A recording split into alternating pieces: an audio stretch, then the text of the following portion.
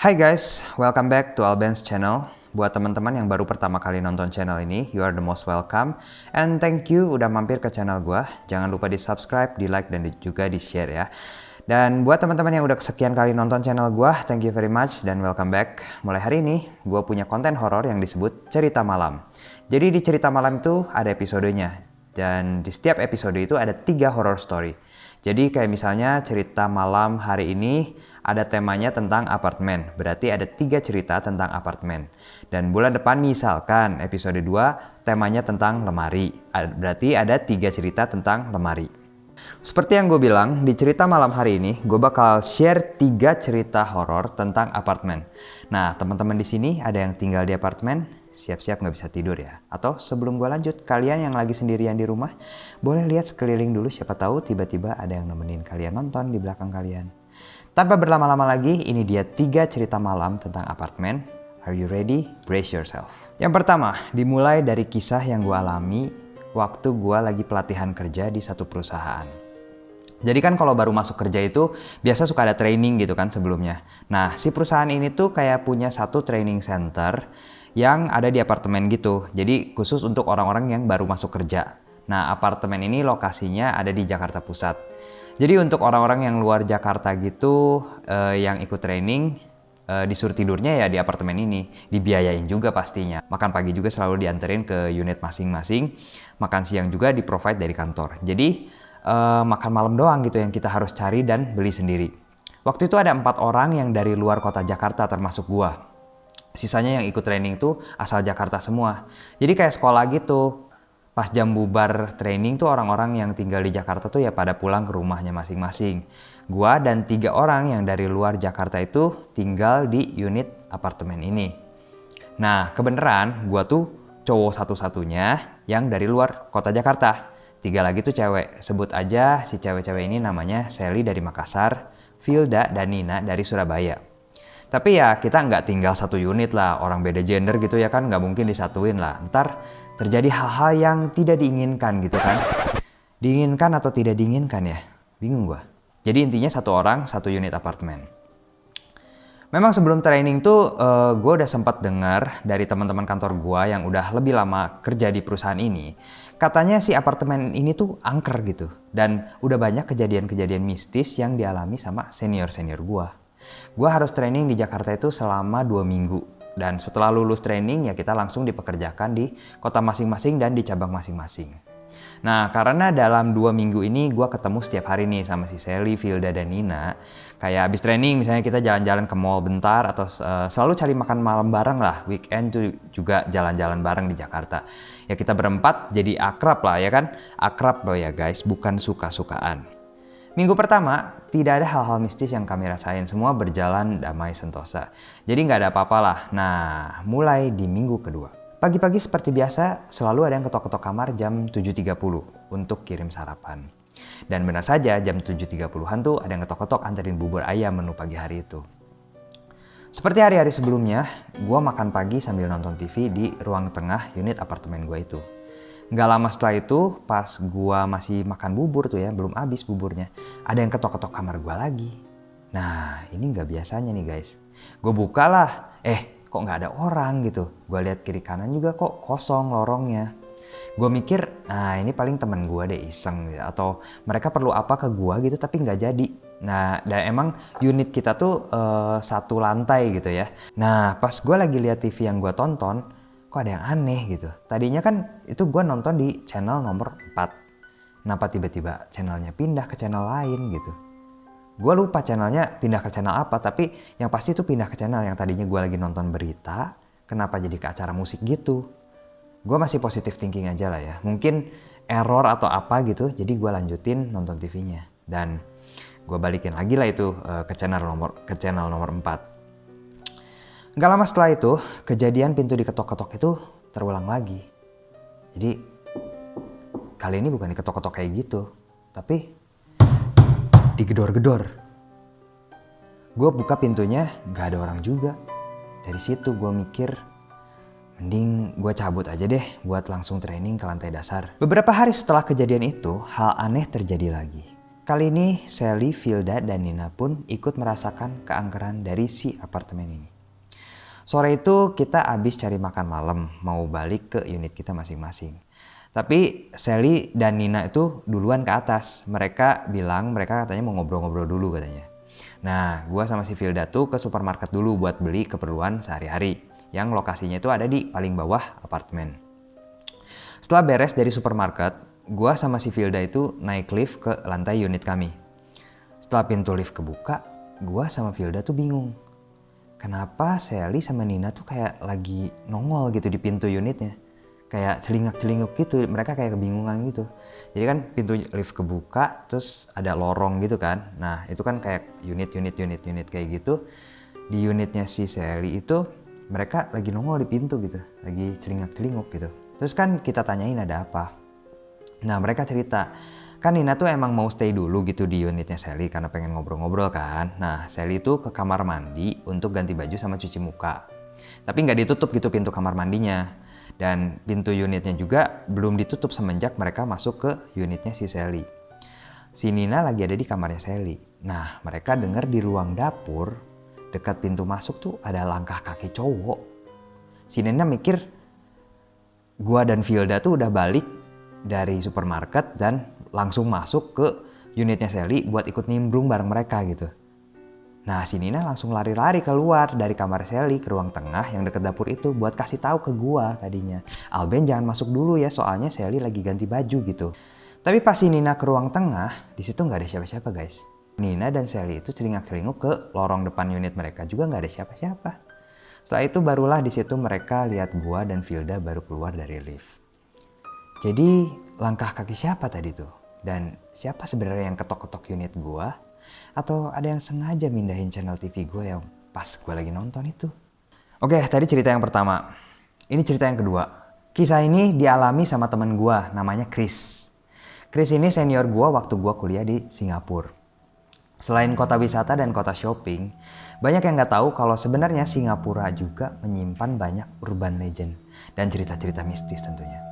Gue juga sempat ngalamin beberapa kejadian aneh di Singapura, namun itu bakal gue simpen untuk episode-episode selanjutnya, so stay tune terus. Balik lagi ke kisahnya Chris. Biasalah, itu kalau misalnya mahasiswa di Singapura, itu untuk menghemat biaya itu kita pasti nyewa unit atau rent unit yang namanya SDB. Bukan rumah susun sih ya, tapi kayak apartemen gitu, cuman fasilitasnya nggak sebagus apartemen dan biayanya jauh lebih murah guys. Kali ini lokasi SDB-nya tuh di daerah Bukit Merah. Jadi kalau mungkin teman-teman ke Singapura tuh ya taunya Orchard, Bugis gitu kan ya. Nah ini tuh Bukit Merah tuh agak pinggirannya gitu. Jadi kalau kalian mau ke Universal Studio, nah ini sebelumnya gitu. Daerah ini tuh memang banyak permukiman SDB gitu. Jadi kangen Singapura sih. Malam itu Chris dan 2 orang lagi temennya tuh bernama Vicky dan Givan berencana untuk nonton DVD di SDB-nya si Vicky yang ada di Bukit Merah. Sekalian nginep gitulah malam itu tuh. Bentuk ruangan SDB-nya tuh modelnya kayak ada pintu masuk, terus ada ruang tengah, untuk menuju kamarnya tuh ada lorong gitu guys. Waktu tuh udah menunjukkan jam 10 malam. Mereka lagi ngobrol-ngobrol di ruang tengah dan mau mulai untuk nonton. Pas mereka lagi asik ngobrol, mereka ngedenger ada suara kayak letak gitu. Arahnya tuh dari kamarnya si Vicky. Nah si Vicky ngecek lah ke arah kamarnya. Ternyata action figurnya Vicky tuh jatuh dari hambalan pajangan mendekat meja belajarnya gitu. Jadi action figure tuh mainannya gitu, kayak robot-robotannya si Vicky tuh jatuh gitu. Tanpa berpikir yang aneh-aneh, mereka tuh lanjutin ngobrolnya di ruang tengah. Tapi nggak berapa lama keseruan mereka itu buyar setelah mereka ngedenger suara kayak srek kayak gitu dari lorong yang gelap yang menuju kamar si Vicky itu. Seperti ada suara yang diseret gitulah. Chris, Vicky, dan Givan mulai sedikit ketakutan serta penasaran suara apa yang sebenarnya bunyi-bunyi di lorong itu. Dan gak lama setelah itu mulai sedikit terlihat sosok berwarna hitam yang jalan tertatih-tatih sambil nyeret kepalanya ke tembok. Kayak ini tembok gitu, terus makhluknya tuh nyeret kepalanya gitu ke tembok. Jadi suara srek itu tuh dari suara si kepala makhluk hitam itu. yang diseret-seret ke tembok, dan si makhluk ini tuh sambil kayak ketawa-ketawa kecil gitu. Mereka bertiga sangat ketakutan dan nggak tahu harus berbuat apa. Si Givan itu kan muslim dan dia bilang, guys, gue bisa baca ayat kursi. Nah, untuk teman-teman yang muslim pasti nggak asing sama yang namanya ayat kursi ini. Menurut yang gue baca, ayat kursi ini manfaatnya untuk memberikan perlindungan. Nah, ya udah si Givan tuh bacain ayat kursinya kan. Tapi setelah beberapa saat, si Givan itu diam dan tidak bisa nerusin ayat kursinya. Lalu si Chris nanya, "Oi, lu kenapa berhenti? Lanjutin lah." Terus si Givan bilang, "Gue lupa lanjutannya." Lalu mereka sangat ketakutan dan karena si makhluk hitam itu terus ngedeketin mereka bertiga gitu. Dan tebak apa yang terjadi, guys? Setelah si makhluk itu ketawa-ketawa kecil, si makhluk itu membuka mulutnya dan ngelanjutin si ayat kursi yang si Givan lupa. Sambil ketawa-ketawa lalu menghilang. Nah, ini cerita yang terakhir, cerita dari teman gue, namanya Stefan. Dia orang Bandung, tapi dia sekarang udah kerja di Jakarta dan tinggal di apartemen. Tapi kisah yang dia share ini bukan apartemen dia yang sekarang dia tinggal gitu, tapi apartemen yang sebelumnya pas dia baru merantau dari Bandung ke Jakarta untuk cari kerja. Jadi dia tuh anaknya tipenya kayak gercep gitu lah. Jadi kalau abis lulus kuliah tuh dia pengennya langsung gawe. Nggak mau nyantai-nyantai dulu kayak gua gitu. Kebeneran memang ada perusahaan yang mau nge-hire dia juga sih. Jadi ya dia menggebu-gebu lah si Stefan ini untuk langsung kerja di perusahaan tersebut. Tapi ya sebagai perantau kan harus punya tempat tinggal ya guys. Walaupun deket gitu cuman Bandung Jakarta. Jadi ya harus gercep juga sih untuk cari tempat tinggalnya. Tapi untuk level orang yang baru lulus kuliah, rata-rata orang cari sewaan apartemen tuh pasti yang relatif murah ya guys. Akhirnya dia dapat satu unit apartemen dengan biaya sewa yang murah, yaitu 750.000 sebulan. Dan gaji awalnya si Stefan itu 4 juta dari perusahaannya. Ya dia pikir masih oke lah harga sewa apartemen segitu di Jakarta. Masih ada 3.250.000 yang bisa dia kantongin untuk pakai sehari-hari dan untuk dia tabung gitu dia pikir. Itu bisa dibilang murah banget sih guys untuk sewaan 750.000 di Jakarta. Kalau gue jadi Stefan mungkin gue bakal mikir 2 kali kenapa itu harga murah banget. Tapi mungkin karena ya keadaannya mendesak ya, perusahaan juga udah manggil-manggil untuk kerja secepat mungkin dan butuh tempat tinggal juga. Jadi ya Stefan juga ambil-ambil aja gitu sih apartemen yang murah itu. 3 hari saja untuk dia tinggal di unit apartemen itu. Hari pertama Stefan menempati tempat itu, biasa kalau misalnya baru pindahan kan kita pasti bersih-bersih, beres-beres barang gitu kan. Dan dia bilang unitnya cukup nyaman karena air cukup bersih, air panas, dan pelistrikan juga semua berfungsi dengan baik. Cuma setelah beberapa jam dia beres-beres di situ, dia kok ngerasa panas gitu badannya.